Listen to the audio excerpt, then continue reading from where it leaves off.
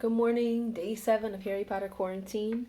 When we left off, Harry had just received a letter by Owl during the morning breakfast from Hagrid asking to come have tea with him. Harry borrowed Ron's quill, scribbled, "Yes, please, see you later," on the back of the note, and set Hedwig off again. It was lucky that Harry had tea with Hagrid to look forward to, because the potions lesson turned out to be the worst thing that had happened to him so far. At the start of term banquet, Harry had gotten the idea that Professor disliked him. By the end of the first potions lesson, he knew he'd been wrong. Snape didn't dislike Harry, he hated him. Potions lessons took place down in one of the dungeons. It was colder here than up in the main castle, and would have been quite creepy enough without the pickled animals floating in glass jars all around the walls. Snape, like Flitwick, started the class by taking the roll call, and like Flitwick, he paused at Harry's name. "Ah, yes," he said softly. "Harry Potter, our new celebrity."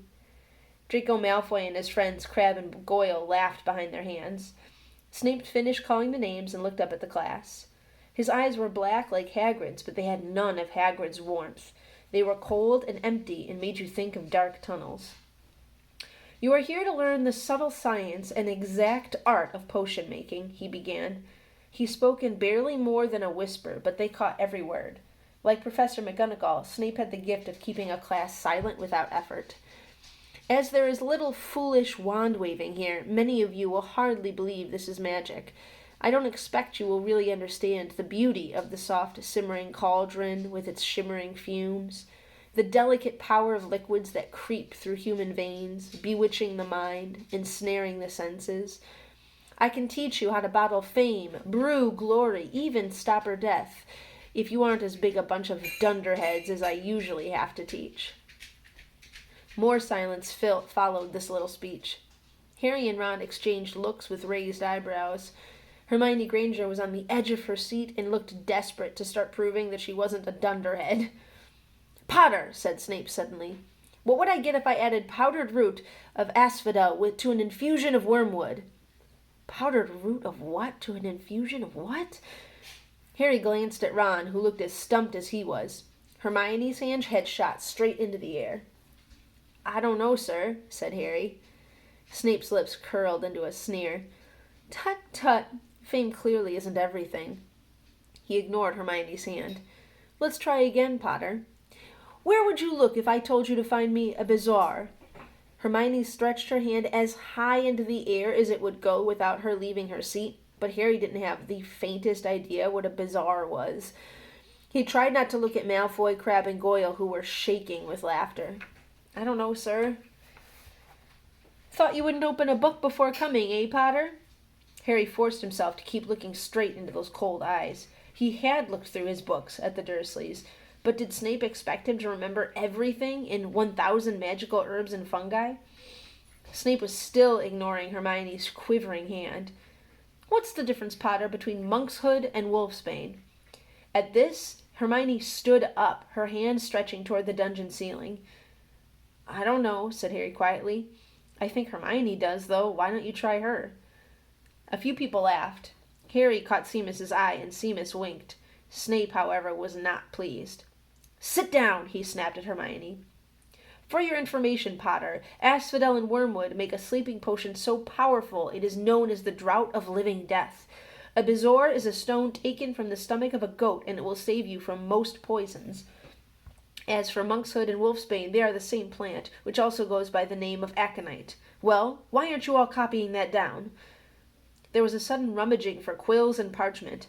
Over the noise, Snape said, "And a point will be taken from Gryffindor House for your cheek, Potter." Things didn't improve for the Gryffindors as the potions lesson continued.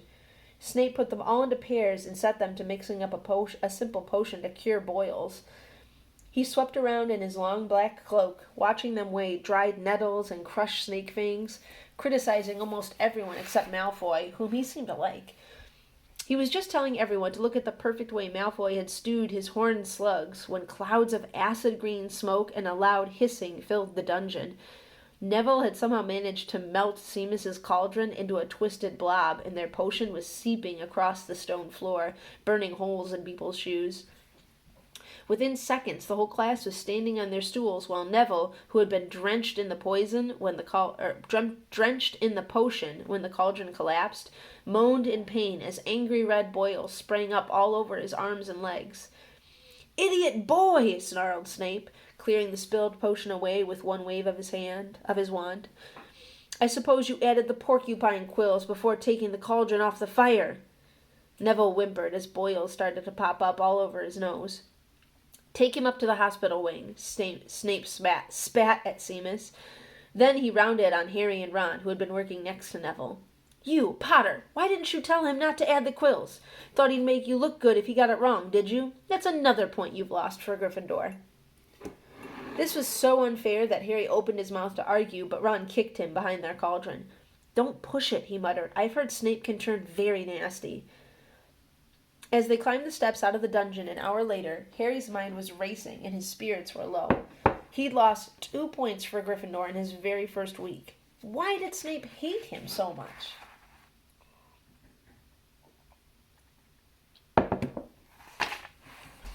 "Cheer up," said Ron. "Snape's always taking points off Fred and George. Can I come and meet Hagrid with you?" At 5 to 3, they left the castle and made their way across the grounds. Hagrid lived in a small wooden house on the edge of the Forbidden Forest. A crossbow and a pair of galoshes were outside the front door.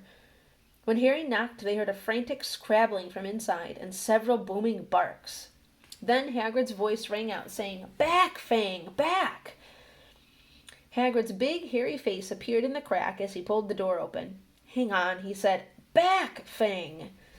He let them in, struggling to keep a hold on the collar of an enormous black boarhound. There was only one room inside.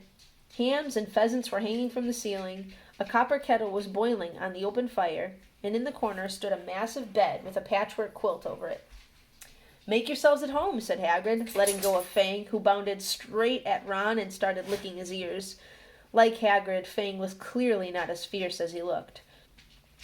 "This is Ron," Harry told Hagrid, who was pouring boiling water into a large teapot and putting rock cakes onto a plate. "Another Weasley, eh?" said Hagrid, glancing at Ron's freckles. "I spent half me life chasing your twin brothers away from the forest." The rock cakes were shapeless lumps with raisins that almost broke their teeth, but Harry and Ron pretended to be enjoying them as they told Hagrid all about their first lessons. Fang rested his head on Harry's knee and drooled all over his robes. Harry and Ron were delighted to hear Hagrid call Filch "that old git." "And as for that cat, Mrs. Norris, I'd like to introduce her to Fang sometime. Do you know, every time I go up to the school, she follows me everywhere. Can't get rid of her. Filch puts her up to it." Harry told Hagrid about Snape's lesson. Hagrid, like Ron, told Harry not to worry about it, that Snape liked hardly any of the students. "But he seemed to really hate me." "Rubbish," said Hagrid. "Why should he?" Yet Harry couldn't help thinking that Hagrid didn't quite meet his eyes when he said that. "How's your brother Charlie?" Hagrid asked Ron. "I liked him a lot. Great with animals." Harry wondered if Hagrid had changed the subject on purpose. While Ron told Hagrid all about Charlie's work with dragons, Harry picked up a piece of paper that was lying on the table under the tea cozy. It was a cutting from the Daily Prophet. "Gringotts break-in latest.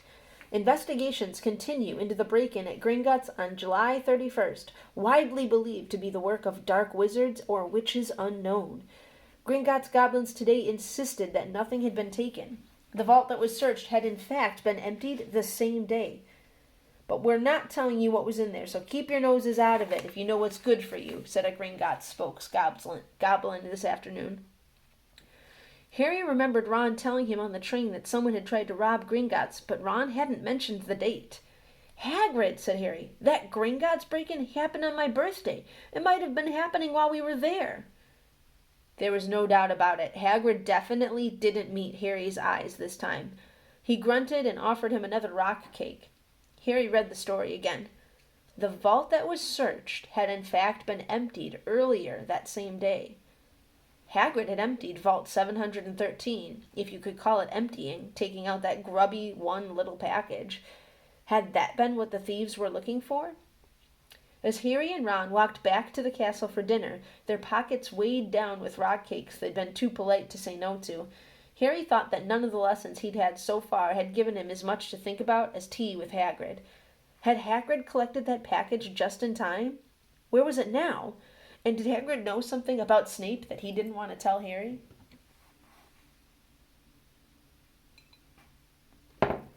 That's the end of chapter 8. We'll pick up tomorrow with chapter 9, The Midnight Duel.